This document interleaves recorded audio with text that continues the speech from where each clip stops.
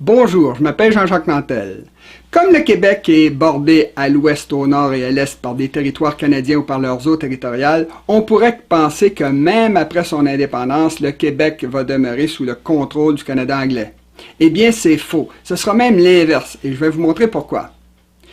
Vous voyez la zone verte foncée indiquée par des flèches? Ça, ce sont les basses terres du Saint-Laurent qui passent entre les Laurentides au nord et les Appalaches au sud.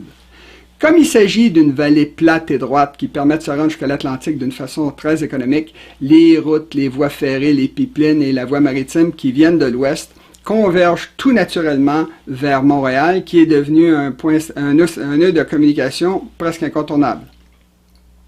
Pour des territoires enclavés, comme ceux de l'Ouest, la vallée du Saint-Laurent est tellement importante économiquement que sur les cartes des prairies, on voit physiquement l'espèce d'entonnoir de routes qui convergent vers Thunder Bay avant de se rediriger vers Montréal par des chemins différents. C'est la même chose du côté des maritimes, où les trains, les routes et les bateaux qui se dirigent vers l'ouest convergent eux aussi vers Montréal. C'est même vrai pour le Labrador, où le gouvernement de Terre-Neuve est en train d'apprendre que ça coûte très cher d'essayer de contourner le Québec en construisant une ligne électrique sous-marine qui est inutilement longue et complexe. Comme c'est très coûteux d'équiper et d'organiser une vallée stratégique comme celle du Saint-Laurent, la loi internationale permet de financer tout ça en chargeant des droits de passage. C'est pour ça qu'il faut payer quand on passe dans des canaux artificiels comme ceux du Panama, de Suez, de Kiel ou de Corinthe. Et c'est pour ça qu'un Québec indépendant va faire pareil avec la vallée du Saint-Laurent. Mais est-ce que l'inverse sera vrai? Est-ce qu'après l'indépendance, le Canada anglais pourra nous taxer quand nous allons utiliser la partie du golfe du Saint-Laurent qui est à l'intérieur de ses eaux territoriales? Eh bien non, il ne le pourra pas parce que la loi internationale interdit de le faire dans les détroits navigables où les bateaux sont obligés de passer pour atteindre d'autres pays côtiers.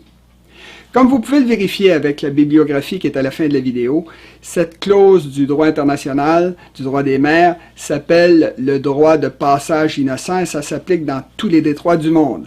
À Gibraltar, à Ormuz, à Malacca, à Tsushima et même dans le cas des îles françaises de Saint-Pierre et Miquelon qui sont complètement entourées par des eaux territoriales canadiennes dans le golfe du Saint-Laurent.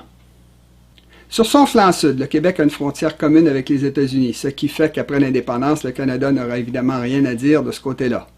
Enfin, du côté ouest, le Québec indépendant pourra faire affaire avec l'ouest des États-Unis, soit en passant par la 401 qui traverse l'Ontario, ou soit en utilisant les routes américaines qui longent la rive sud des Grands Lacs. Parce qu'il ne faut jamais oublier que si le Québec occupe les deux rives du Saint-Laurent, l'Ontario, elle, n'occupe que la rive nord des Grands Lacs. C'est pour ça que je dis qu'après l'indépendance, le Québec va être en position de force pour négocier une association avec le Canada anglais. Je vous remercie à l'avance de m'aider financièrement pour que je puisse faire connaître ces idées-là à travers le Québec. Et j'espère que vous m'aiderez en présentant mes vidéos au plus de Québécois possible. Si on veut l'indépendance, c'est ça qu'il faut faire. Et surtout, c'est ça qu'il faut dire. À la prochaine.